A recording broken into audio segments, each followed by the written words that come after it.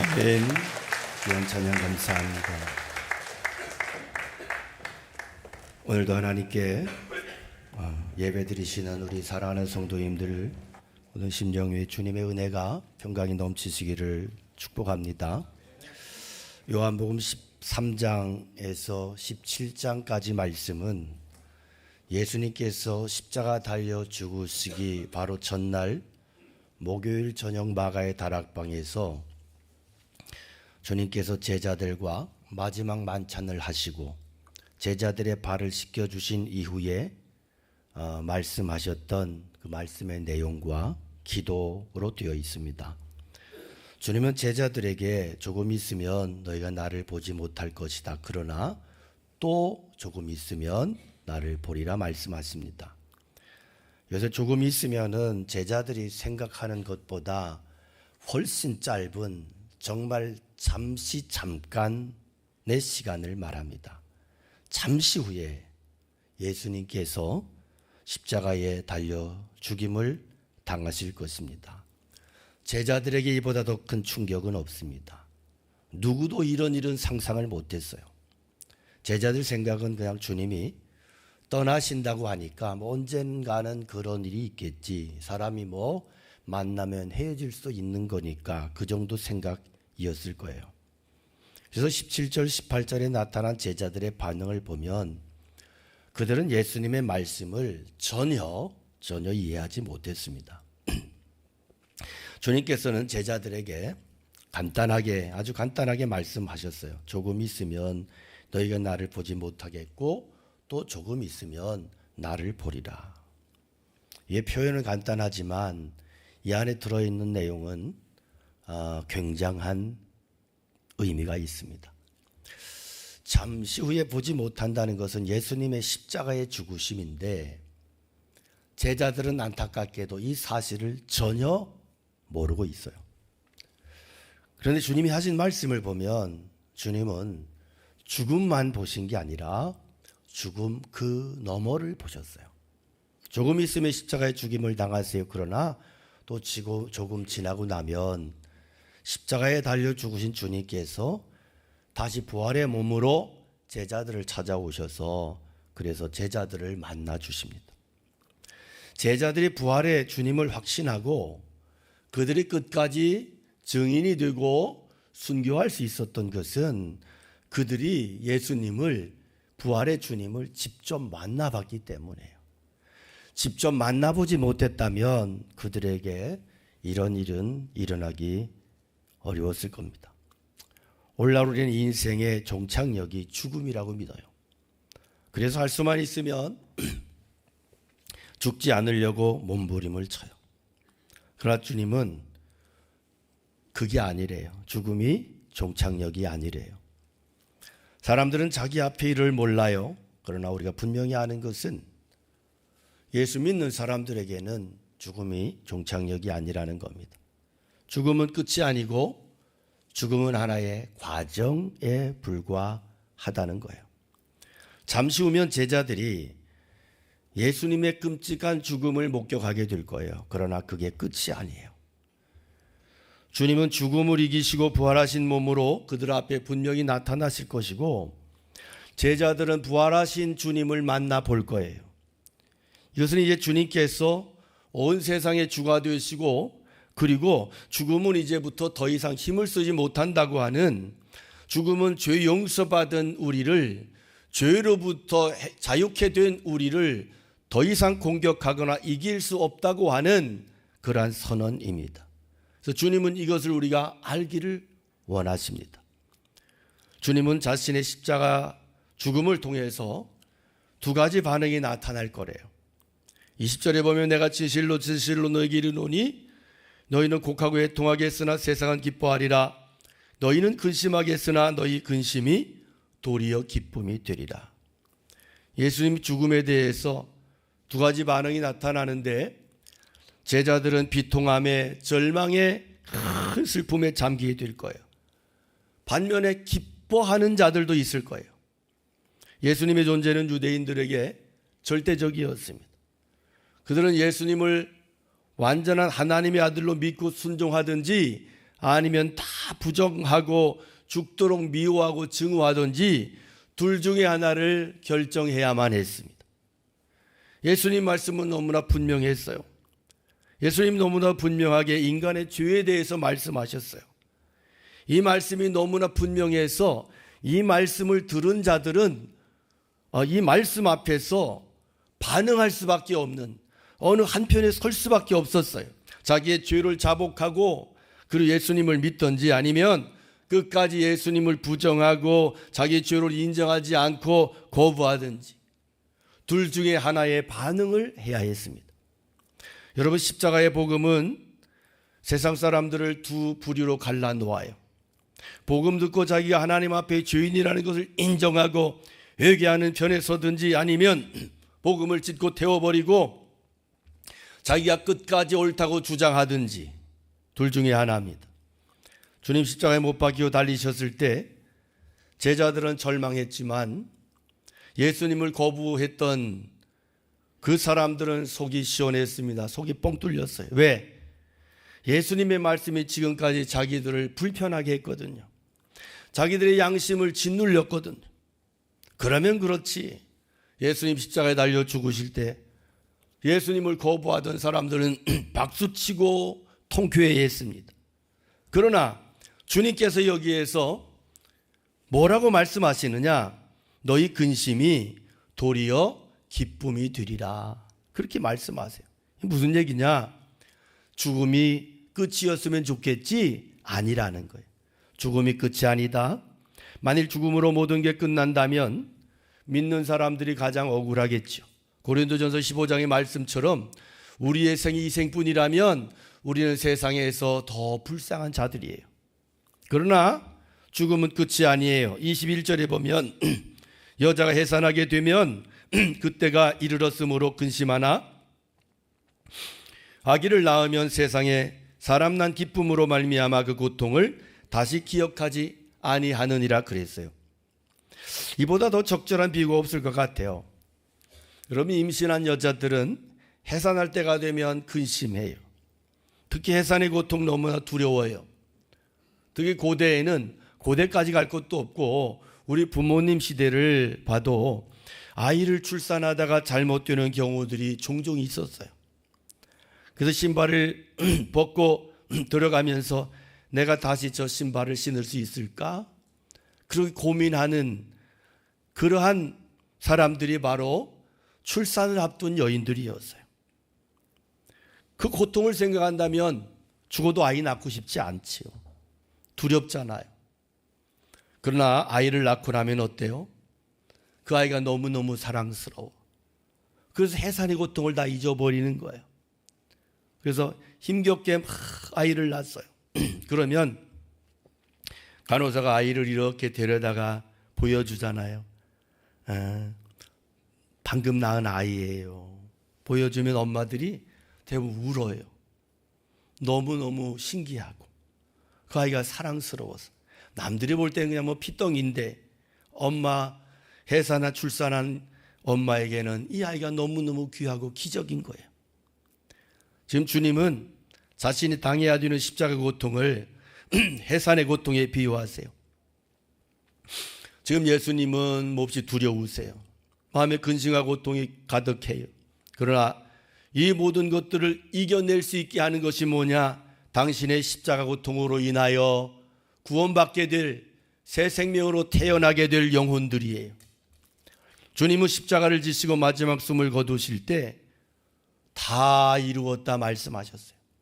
이 말은 헬라어로 테텔레스타이라는 단어인데, 이 테텔레스타이는 노예의 언어예요. 종의 언어예요. 종이 주인이 큰 막중한 책임을 지워놓고 먼 길을 가요. 그리고 수일이 지나, 때로는 몇 달이 지나서 주인이 와요. 그러면 종이 주인을 맞으러 나갔어. 그가 사명을 준 그 일을 이제 본인이 다 이루었다. 그래서 주인에게 무릎을 꿇고, 주인님, 제가 맡기신 사명을 다 이루었어요. 이게 테텔레스타이예요. 우리 주님께서 종의 신분으로 자신을 낮추셨어요. 그리고 하나님께서 이 땅에 맡겨주신 구속사역을 십자가 지시면서 끝까지 감당하셨어요. 이게 테텔레스타이예요. 또 이 말은 빚진 자가 모든 부채를 다 갚고 하는 말이에요. 더 이상 부채가 없음을 영수증에 써요. 이제 다 갚았다. 테텔레스타이예요. 사망과 죄의 저주에서 영혼을 건지시기 위해서 대속제물이 되어주신 예수 그리스도, 이제는 더 이상 사망과 죄의 저주 아래 놓여있지 않음을 선포하는 말이 테텔레스타이입니다. 우리 주님께서 모든 인류의 죄값을 대속하기 위해서 죽으신 것, 이 모든 것을 마침내 완성하시면서 선언하신 말씀이 지불 완료, 테텔레스타이예요. 주님께서는 그래 내가 인류의 모든 죄값을 다 청산했어, 이제 끝 선포하신 겁니다. 여러분, 우리는 죽은 생명이 아니에요. 예수 그리스도 안에서 새롭게 태어난 새 생명인 거예요. 새 생명인 우리를 주님께서 바라보시면서 출산한 아이를 바라보는 산모처럼 그렇게 기뻐하시고 영원히 즐거워하시는 새로운 생명들인 거예요.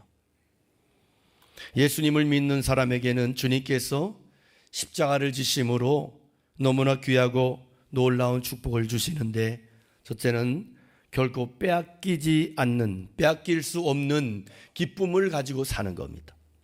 22절에 보면 지금은 너희가 근심하나 내가 다시 너희를 보리니 너희 마음이 기쁠 것이요 너희 기쁨을 빼앗을 자가 없으리라. 우리 주님은 제자들이 주님께서 다시 사신 모습을 보고 참으로 기뻐할 거래요. 그러나 이 말씀이 제자들에게 구체적으로 완전히 성취되고 경험되어진 사건은 오순절 성령 강림 사건입니다. 왜냐하면 오순절의 성령 강림 사건 이전까지 제자들은 본인들의 욕망과 야망을 포기하지 못했거든요. 그들은 여전히 예수님이 정적인 메시아가 되기를 간절히 원했어요.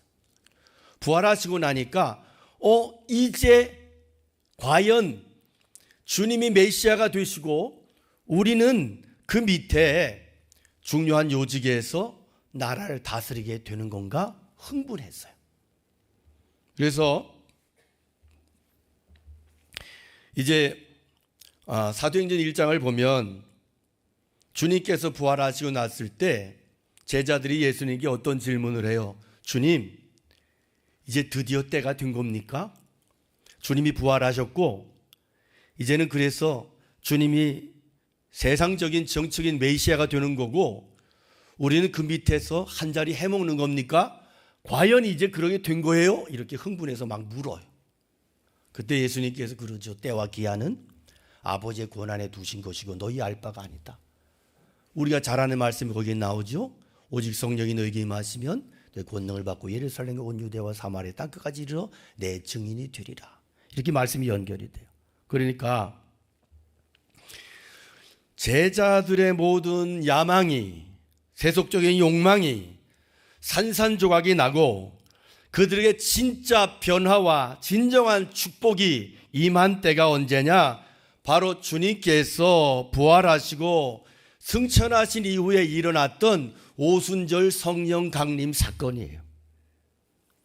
그들이 주님의 약속을 믿고 보혜사 성령님을 간절히 기다리며 기도할 때 그들에게 성령 하나님께서 임하셨고 엄청난 변화의 역사가 임했습니다. 여기서 제자들이 정말로 진짜 변화가 돼요.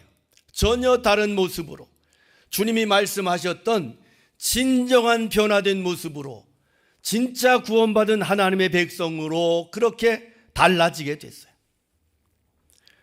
그래서 과연 그들은 거기에서 주님이 말씀하신 대로 전혀 기쁨을 빼앗길 수 없는, 세상이 감당할 수 없는 믿음의 사람들로 거기서 변화가 됐어요.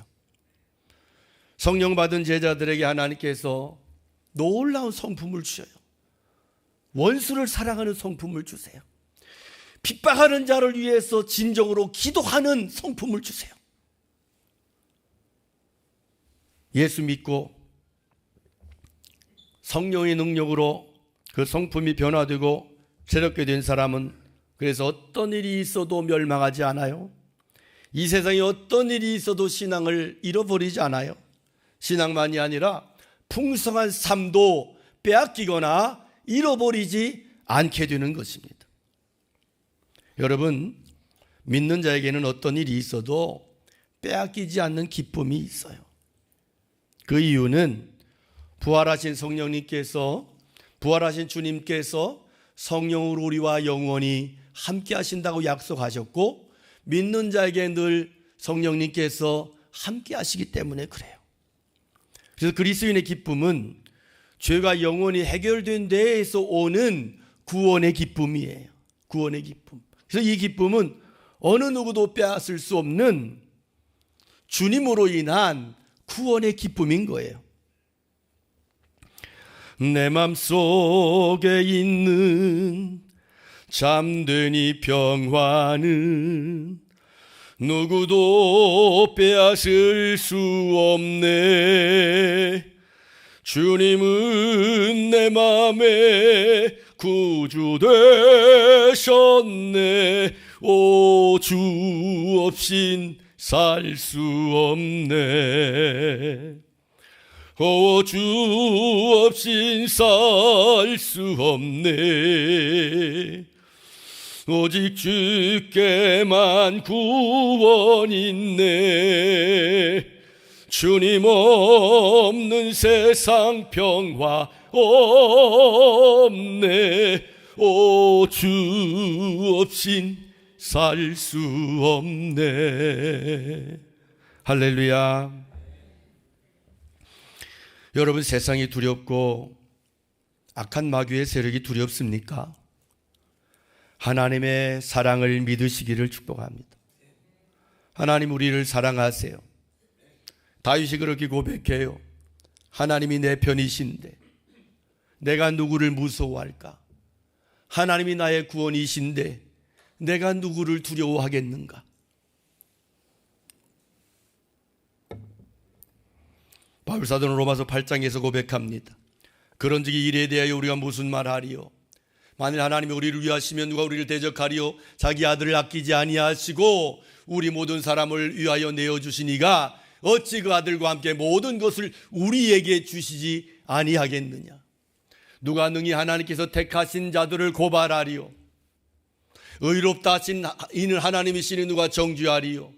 죽으실 뿐 아니라 다시 살아나신 이는 그리스도 예수시니 그는 하나님 우편에 계신 자요 우리를 위하여 간구하시는 이시니라. 누가 우리를 그리스도의 사랑에서 끊으리요? 환난이나 곤고나 박해나 기근이나 적신이나 위험이나 칼이랴. 비록 하나님의 백성된 우리가 종일 주를 위하여 죽임을 당하게 되고 도살할 양같이 여김을 받지만 이 모든 일에 대하여 우리를 사랑하시는 이로 말미암아 우리가 넉넉히 이기게 되는 줄로 믿습니다. 그래서 바울 사도는 로마서 마지막 8장 마지막 부분에서 이렇게 고백해요. 내가 확신하노니 사망이나 생명이나 천사들이나 권세자들이나 현재일이나 장래일이나 능력이나 높음이나 깊음이나 다른 어떤 피조물이라도 우리를 우리 주 그리스도 예수 안에 있는 하나님의 사랑에서 끊을 수 없으리라. 한마디로 너희 기쁨을 빼앗을 자가 없다. 선언입니다. 둘째로 믿는 자에게 주시는 최고의 축복이 뭐냐? 기도의 응답이에요. 이제 예수님은 제자들에게 중요한 약속을 한 가지 하세요. 그날에는 너희가 아무것도 내게 묻지 아니하리라. 내가 진실로 진실로 너희에게 이르노니 너희가 무엇이든지 아버지께 구하는 것을 내 이름으로 주시리라. 지금까지는 너희가 내 이름으로 아무것도 구하지 아니하였으나 구하라. 그리하면 받으리니 너희 기쁨이 충만하리라 말씀하세요. 주님은 근심과 두려움이 휩싸인 제자들에게 그들이 무엇이든지 예수님 이름으로 구하면 그 기도 들어주신대요. 지금 제자들에게 가장 큰 두려움이 뭘까요? 주님이 떠나신다는 거예요. 주님과 단절이에요. 예수님과 떨어져서 영적으로 고립되는 것이 제자들에게 가장 큰 근심이에요. 두려움입니다. 그런 제자들에게 주님께서 주님의 이름으로 기도하면 다 받게 된다. 이 말씀은 가장 큰 위로가 격려가 되었을 거예요. 만일 주님이 제자들의 기도 다 들으시고 그 기도대로 이루어 주시면 뭐가 문제가 되겠어요? 오늘 제자들에게 주신 예수님 말씀은 우리에게도 동일하게 적용이 돼요. 그러나 주님의 이 약속의 말씀을 다시 한번 보세요. 너희가 무엇이든지 아버지께 구하는 것을 내 이름으로 주시리라 그랬어요. 여기에서 주님의 약속은 무엇이든지 구하라 그랬어요. 그러니까 이 말씀을 보고 어떤 세속적인 욕망에 탐심에 이렇게 집착하는 분들이 이 말씀을 허황된 기도도 다 들어주신다, 내가 기도하는 모든 것은 응답하신다, 이렇게 해석을 할 수 있어요. 오해할 수 있어요. 그래서 그렇게 기도했는데 안 되거든요. 그러니까 예수님 말씀 믿을 게 못 돼, 이럴 수 있어요. 그래서 여러분 이 말씀을 잘 보면 우리는 무엇이든지 뒤에 나오는 내 이름으로 주시리라, 이 말씀이 함께 짝이에요. 무엇이든지, 그런데 단서가 있어요. 주님의 이름으로 주신단 말이에요. 그러니까 우리의 기도 가운데 예수님의 이름에 합당한 기도, 예수님의 뜻에 부합하는 기도, 예수님을 기쁘시게 하는 기도, 그 기도가 응답되는 기도다, 그렇게 해석이 되는 거예요. 부활하신 이후에 승천하신 주님께서는 육체적 부재 중에도 여전히 영적으로 우리의 기도를 듣고 계세요. 주님은 제자들에게 기도함으로써 주님과 함께 할 수 있음을 우리에게 가르쳐 주신 거예요. 그러니까 주님의 말씀은 이거예요. 염려스럽지, 절망스럽지, 기도해. 내가 절망 이기게 해줄 거야. 너 내가 떠남으로 너희들 근심하고 두렵지, 기도해. 내가 너의 근심을 면케하고 너의 두려움을 내가 해결해 줄 거야. 내가 너와 함께 함으로. 할렐루야. 그래서 이제 주님께서 승천하시고 육체적으로 제자들과 주님이 함께 하실 수 없지만 기도하는 한 예수님의 임재를, 예수님의 능력을, 예수님의 함께 하심을, 임마누엘을 계속해서 누리면서 살 수 있게 되는 것입니다. 여기서 내 이름으로 주신다는 약속은 주님께서 어떤 상황이나 형편에서라도 기도하면 그 현장에 그에게 그와 함께 주신다고 하는 약속인 거예요. 예수님은 제자들이 이런 경험할수록 기도의 경험을 통해서 세상 속에서 그들의 염려와 걱정과 근심이 사라질 것을 아셨어요. 여러분, 이 영적인 원리는 우리에게도 동일하게 적용이 돼요. 우리가 기도할 때 주님이 우리와 함께 하세요. 따라합시다. 내가 기도할 때 주님께서 나와 함께 하십니다. 할렐루야. 여러분, 기도하는 인생은 주님의 임재를 느끼며 사는 거예요. 왜 우리가 주님의 임재를 못 느껴요? 기도하지 않으니까. 기도가 고장났어요. 기도에 실패하니까 주님의 임재 못 느끼는 거예요. 살아계신 주님은 우리의 기도를 들으시고 응답하세요. 간구하는 자의 마음을 살피시고 그의 필요를 채우세요. 예수님이 우리 기도할 때 지친 자에게 힘을 주시고 무능한 자에게 능력을 주시고 미련한 자에게 지혜를 더해 주세요. 주님은 자신의 육체적 부재에도 불구하고 제자들이 근심하거나 두려워하지 않을 이유가 뭐냐? 기도 응답이 그 비결이래요. 기도하래요. 그러면 응답으로 그 문제가 해결이 된대요. 사랑하는 성도 여러분, 오늘 살아가는 우리들의 모든 미래가 불안하고 복잡해서 다들 불안해요. 두려워요. 젊은이들은 젊은이대로 미래가 많아서 불안하고, 노인분들은 노인분대로 삶이 우울하고 불안해요. 우리의 앞으로의 예기치 못할 상황들로 인해서 두려움이 마음을 잠식해 오고 있어요. 그러나 그렇게 근심하고 두려워하는 제자들 향해서 주님께서 주신 말씀이 뭐예요? 기도해라. 그러면 된대요. 너 기도해. 그러면 두려움이 이겨. 기도해. 그러면 절망이 이겨. 기도하면 불안함을 이길 수 있어. 내가 너와 함께 한다. 내가 너와 함께 할 때 이 모든 문제가 문제될 수 없어. 할렐루야. 두려운 자가 기도하면 그 두려움을 제거해 주시는 거예요. 불안한 자가 기도하면 그 마음의 평강으로 충만케 하실 거예요. 영적인 이런 경험을 해보면 때로는요, 별스럽지 않은 일이 그렇게 짓눌러요. 별스럽지 않은 일 때문에 그렇게 두려워요. 제가 한 번은 목회하다가 어떤 공격을 받았어요. 공격을 받고 나니까 정신이 없더라고요. 그래서 제가 이렇게 기도실에 갔어요. 기도실에 가가지고 하나님 앞에 기도했어요. 하나님, 제가 이렇게 너무 눌려 있는데 이 문제로부터 자유케 해달라고.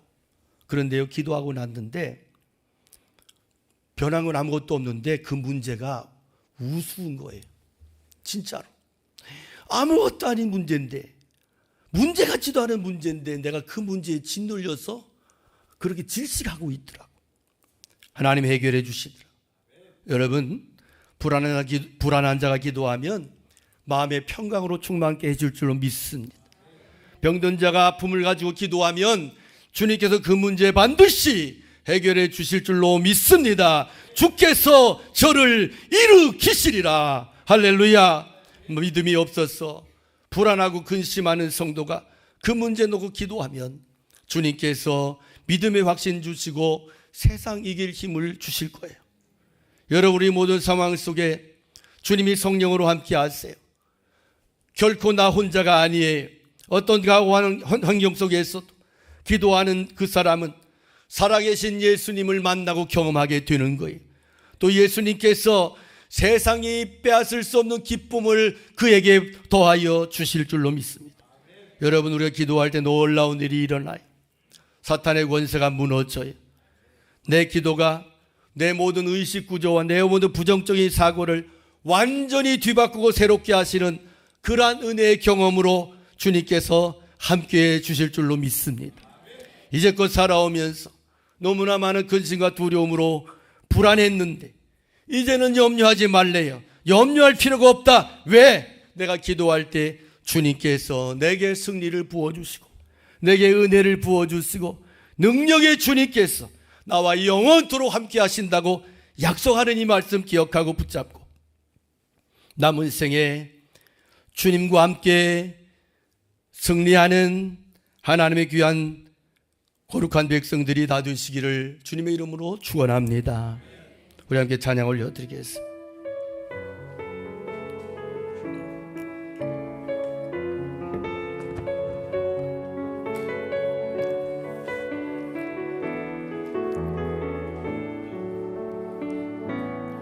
내 아버지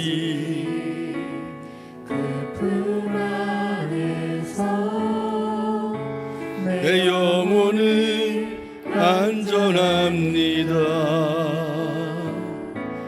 주 손길로 내 삶을 안으시니 그 평강이 나를 덮습니다. 내 아버지 그 품 안에서 내 영혼이 안전합니다.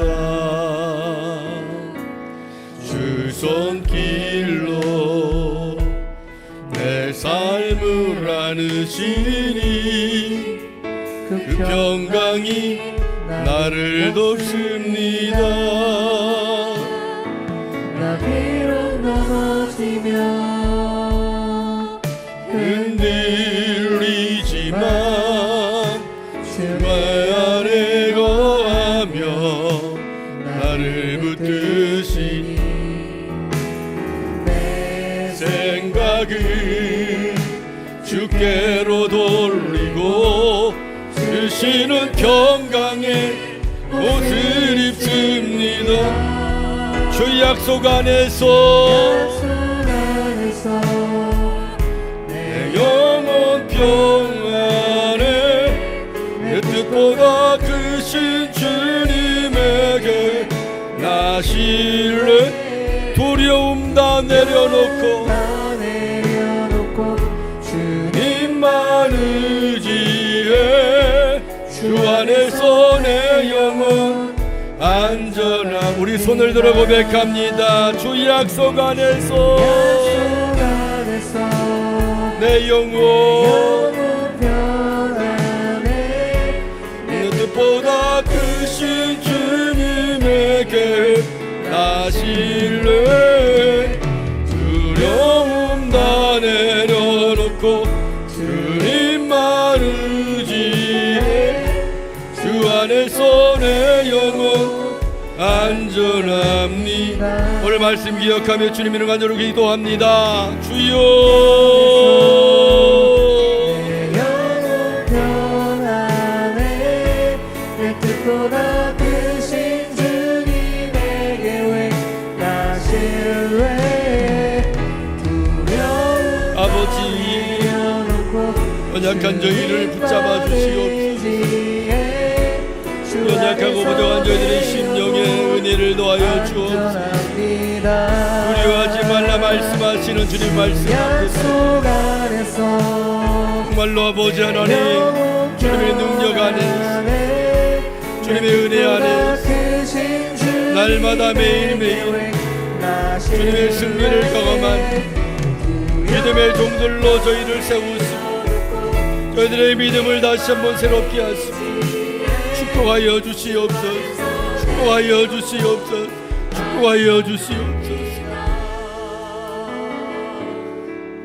하나님 아버지, 오늘도 저희들에게 주시는 귀한 말씀을 통하여 우리의 심령이 힘을 얻게 하시고 우리의 믿음을 다시 한번 돌아보며 주님께로 돌이킬 수 있는 은혜 주시니 감사합니다.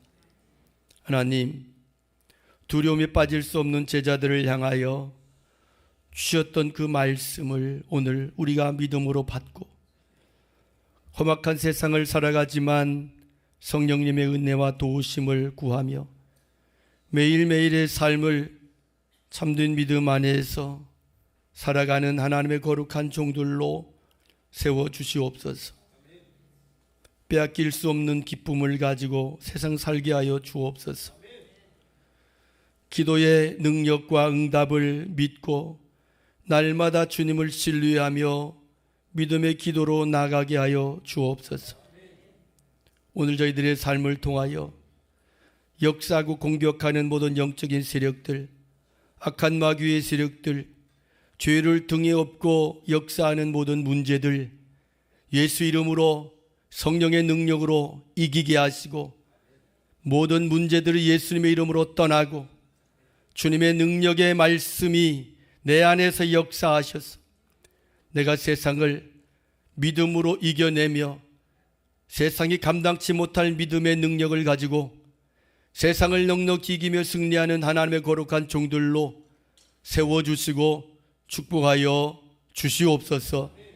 이제는 우리 주 예수 그리스도의 은혜와 하나님 아버지 크신 사랑하심과 성령님의 감화 감동 역사 축복하심이 주의 말씀을 믿음으로 받고 세상을 향하여 결단하며 나가는 모두 위에 늘 함께 계시옵기를 간절히 축원하옵나이다. 아멘.